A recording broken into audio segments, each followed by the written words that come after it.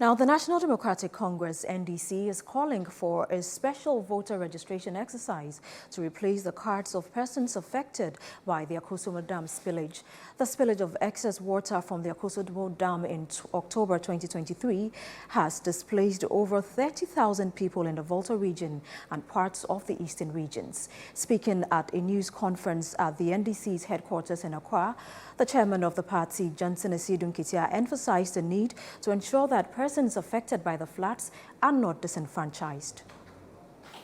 We strongly and unconditionally call for a special program to replace lost voter ID cards in the areas affected by flood in the Volta Basin.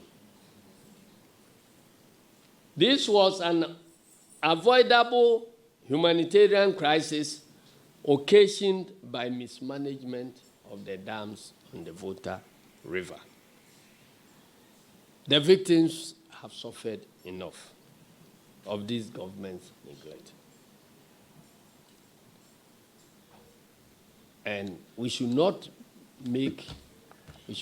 add insults to injuries by disenfranchising them in the upcoming elections.